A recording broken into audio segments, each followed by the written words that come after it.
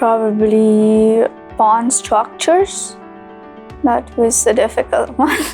Well, since pawns cannot move backwards and you can't take them backwards, you need to be very careful when you move them, and every single pawn move can lead to extremely good positions or extremely bad ones, so having to be very careful with that. I don't know, like for me to deal with my time trouble, and okay, clock was also part of the game, and which I really struggle with, especially in the recent times. It's quite clearly visible. Been a challenge also to overcome the time trouble problem. Yeah, hopefully can get over it someday. For me, it was very hard to improving in blitz, because from my childhood I more prefer to think during the game. But then it was fun that I'm becoming one of the best players in the blitz. Somehow, I don't really know how, but it was my big problem. I remember when I was already 23 or 2400, I played some Blitz World Championship and I was playing on the last boards, but then something changed. I don't really know what's changed. I won my 3 gold medals in 5 years. Yeah. Well, I can't name like one concept, but in general, like when you start playing chess, like when you're a kid, you are likely to like more some attacking style, some combinations and so on, and you don't like that much some positional things and positional understanding. You prefer just to skip this part. And then when you grow up, you go more deeply into chess, and then you learn more about it, and then you actually like it more.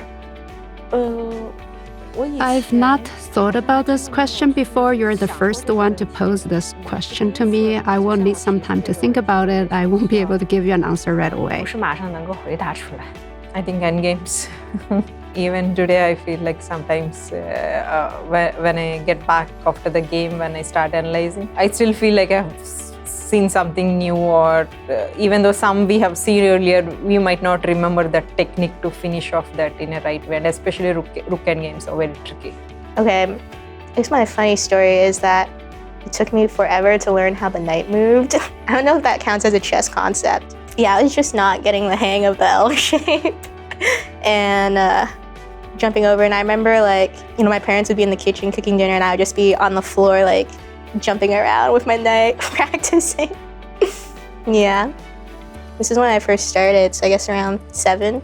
I think a lot of the pawn structure is definitely took some time for me to understand. I'm not sure, I don't think I understand them fully now, because there's just like so many different ideas, and there's a lot of like classical games that you must go over to learn such things, and I was not really like into reading books as a kid that much. Maybe some of the positional understanding, or some of the things that take like a long time to, like you have to play games to experience, so some of the structures.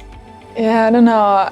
I often struggle with some positional concepts, but it usually has to do with structure. Like, we have these different kind of structures that come from certain openings, so maybe like that. Some kind of structure that I really struggled, or it doesn't come naturally to me. Develop your pieces, control the center and castle. I've once read a book, this tennis player was explaining that actually every coach keeps saying 3 basic things to any tennis player, even the very best ones. It's like your foot, your hand, and watch the ball. Something like 3 basic things. I'm not so sure it's those exact things, but in chess it's still improve the position of your pieces, control the center, and make sure your king is safe. And I'm still struggling with those. I've been struggling, and like every time I go to play a tournament or a game, my husband, who is also a strong grandmaster, he keeps saying, don't forget about developing your pieces. So the basic stuff is usually the most important one.